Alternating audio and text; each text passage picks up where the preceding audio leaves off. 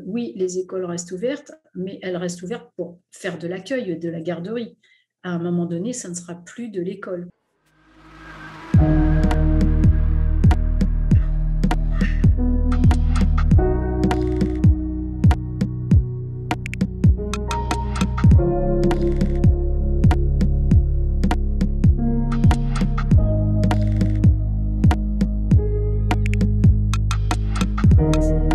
À l'instant même, j'étais encore avec les organisations syndicales pour faire le point sur leurs attentes.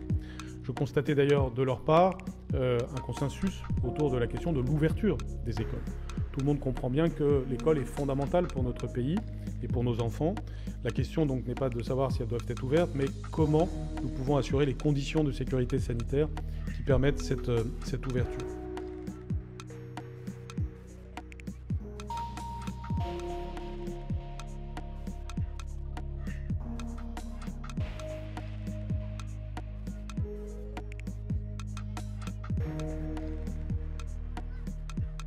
Depuis un an, on prend énormément de choses sur nous. On se bat au quotidien pour que on puisse maintenir la continuité pédagogique, qu'on puisse continuer à accueillir nos élèves. On se bat, on aménage nos locaux pour respecter au maximum un protocole sanitaire qui nous protège nous, mais aussi nos élèves et leurs familles, parce qu'il y a aussi cette problématique-là qui existe. Mais aujourd'hui, on arrive à un point de rupture où aujourd'hui, on n'arrive plus, face à la flambée du nombre de cas, à assurer correctement la sécurité de tout le monde. Et ce que nous, en tant que syndicat, on reproche, c'est que les propositions qu'on fait depuis le mois de mars de l'année dernière, qui sont les mêmes, n'ont pas bougé, puisqu'en fait, elles n'ont jamais été entendues ni jamais appliquées. Aujourd'hui, on se dit que si on nous avait peut-être écouté à ce moment-là, eh ben, on serait en capacité aujourd'hui peut-être de continuer. Mais aujourd'hui, malheureusement, moi en tout cas, je crois, et nous, à la CGT Éducation 93, on croit qu'aujourd'hui, ça n'est plus possible. Parce que même si on mettait en place un nouveau protocole très strict basé sur ce que les syndicats proposaient, il faudrait quand même des jours, voire des semaines, pour que revenir à une situation normale.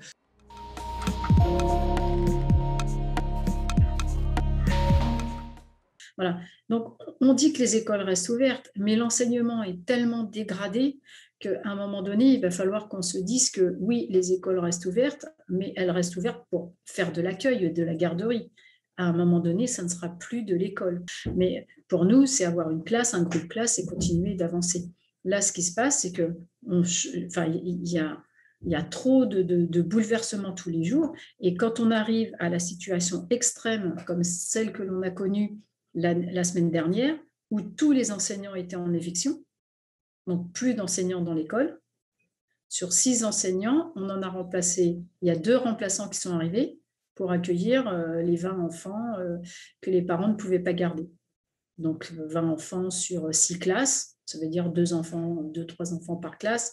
C'est plus de l'école, ça c'est de la garderie. Donc on veut bien l'entendre. Si le ministère dit que en ce moment on fait de la garderie et pas de l'école, mais qu'ils ne disent pas coûte que coûte, on veut garder les écoles ouvertes. On voit que dans certaines catégories d'âge, entre 30 et 49 ans, on est à plus de 1000 pour 100 000 habitants. Le taux d'incidence est énorme. Donc, ça veut dire que ça touche les parents.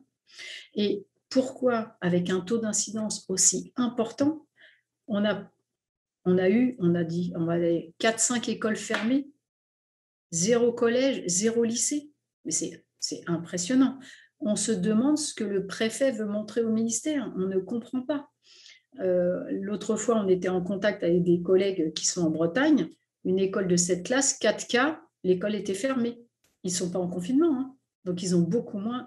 Pourquoi cette restriction?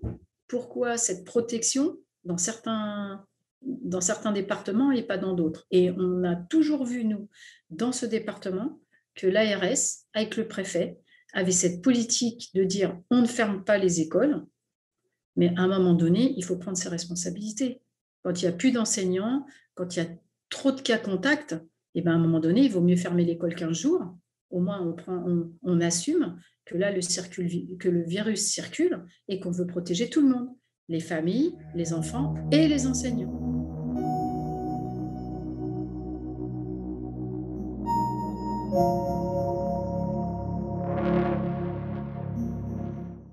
On est était encore dans l'idée de on tient bon. Avec le printemps, les beaux jours, ça va peut-être aller mieux, etc. Mais aujourd'hui, il y a beaucoup de déception de la part des collègues. C'est-à-dire qu'aujourd'hui, ce qu'on peut nous promettre au niveau du ministère, etc., il n'y a plus du tout de confiance. Elle est vraiment brisée. En plus, les diverses informations qu'on voit passer au niveau de l'éducation nationale continuent à nous pousser dans ce sens. On se dit que les 200 millions d'euros qui ont été économisés par le ministère très fièrement il y a quelques semaines, on en aurait peut-être eu besoin aujourd'hui pour mettre en place un plan d'urgence pour l'éducation tel qu'on le réclame.